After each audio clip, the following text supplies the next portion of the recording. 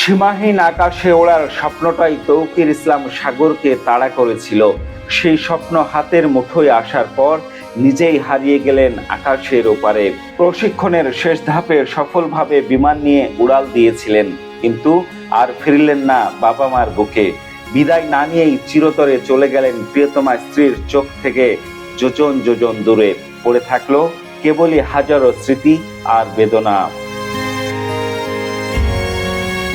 ছোটবেলা থেকেই আকাশের বুকে বীর দর্পে ওড়ার স্বপ্ন নিয়েই বড় হয়েছিলেন তৌকির ইসলাম।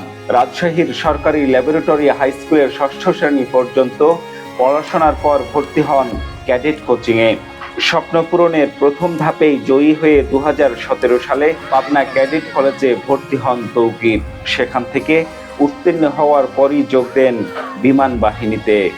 এত মেধাবী একটা ছাত্র এত তাড়াতাড়ি আমাকে ছেড়ে চলে যাবে, আমার কাঁধে আর যেন আমার কোনো ছাত্রের লাশ না ওঠে। পরিবারের কাছেও মধ্যমণি ছিলেন বৈমানিক তৌকির। মাত্র বছরখানেক আগে বিয়ে করেন। রাজশাহী নগরীর উপশহরের এই বাড়িটি ঘিরে জড়িয়ে আছে তৌকিরের হাজারো স্মৃতি। বিমান দুর্ঘটনায় মৃত্যুর পর বুকচাপা কান্না আর শত বেদনার মাঝেও ঘুরে ফিরে সেসব কথাই বলছিলেন তার স্বজনরা। কয়েকদিনের এতে সফরে ব্যাঙ্গালোর গেছিল। ব্যাঙ্গালোর থেকে এটা 16 দিনের ট্রেনিং ছিল, একটা কোর্স ছিল। এই কোর্সের এটা সমাপনী, ফ্লাইং টাওয়ার সমাপনী ফ্লাইং গতকালে। এটা সে একাই ছিল।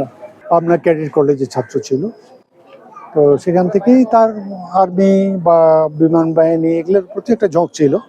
তো আলটিমেটলি সে বিমান বাহিনীতে পাইছিল এবং সে খুবই ভালো ছেলে। স্বজনরা জানিয়েছেন, ঢাকা থেকে বিমান বাহিনীর বিশেষ হেলিকপ্টারে করে নিহত তৌকিরের মরদেহ রাজশাহীতে আনা হবে। এরপর নামাজে জানাজা শেষে নগরীর সফুরা গোরস্থানে চিরনিদ্রায় শায়িত হবেন তরুণ বৈমানিক তৌকির ইসলাম সাগর। Ziaul Gani Selim, Star News, Rajshahi.